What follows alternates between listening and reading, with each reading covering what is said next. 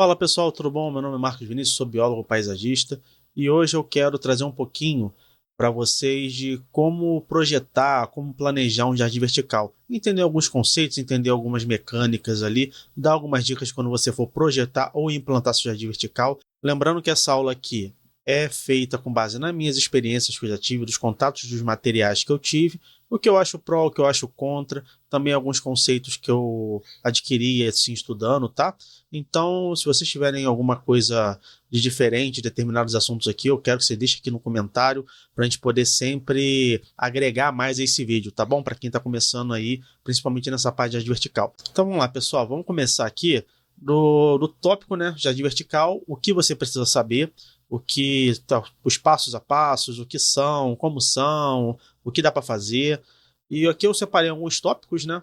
Eu gosto de usar aqui um mapa mental. Me digam se assim tá interessante também, para poder ver se tá legal, se não tá legal, se precisa de outras formas que eu possa poder passar esse conteúdo para vocês, tá bom? Então eu dividi aqui o que é, cuidados com planejamento, tipos de estruturas, manutenção, adubação, irrigação e alguma coisa sobre plantas que a gente utiliza lá, tá bom? E vamos lá, vamos começar aqui no primeiro. O que é um jardim vertical? O conceito, ele assim, ele foi adotado desde os primórdios, quando você utiliza plantas, para você poder fazer algumas paredes verdes, você tinha vinhas assim em épocas mais assim da Europa, você tinha alguns locais também ali pela Jardim da Babilônia, ou você tinha outros locais que utilizavam esse tipo de planta, mas não tinha um conceito muito adotado. E ele se popularizou bastante com esse cara aqui, que é o Patrick Blank. Esse rapaz aqui, Patrick Blank, que era é um botânico, artista francês, anos 80. Se você colocar no Google aí, você vai ver muita coisa interessante sobre ele. Ele que, assim, repercutiu bastante o que é um jardim vertical, tá? E com isso o termo se popularizou bastante, porque nós temos muito problema com a parte de espaço, principalmente em ambientes urbanos. Ou seja, você tem um prédio gigante com um monte de apartamentos e você tem muita gente que precisa morar nesses apartamentos. Então, ter áreas verdes muito grandes, e principalmente em grandes metrópoles, já não fica tão interessante para você poder fazer. Assim, ó, você tem a parte assim que é toda de benefício, você tem um parque e tudo, mas, assim, você tem que dar um jeito inteligente de você conseguir utilizar aquele local o mais funcional possível, mais inteligente possível.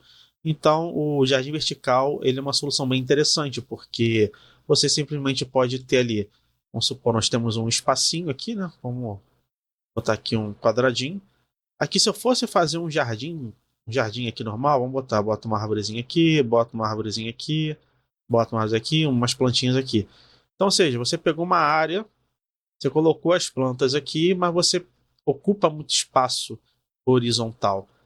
Jardim vertical não, jardim vertical, por exemplo, você poderia colocar um jardim de 10 metros aqui. Ou seja, de 5, 10, 15 metros aqui, a única coisa que vai influenciar vai ser a parede. Então, ou seja, você consegue aqui ter uma maior maior capacidade de ter plantas, né? De ter bastante plantas ali no menor espaço possível. Então, isso aí é uma solução bem interessante para esses locais que restringem a utilização de muitas plantas em jardins muito espaçosos, né? E aqui, como eu falei, né, mais plantas em menos espaços, e fora que vira verdadeiras obras de arte viva.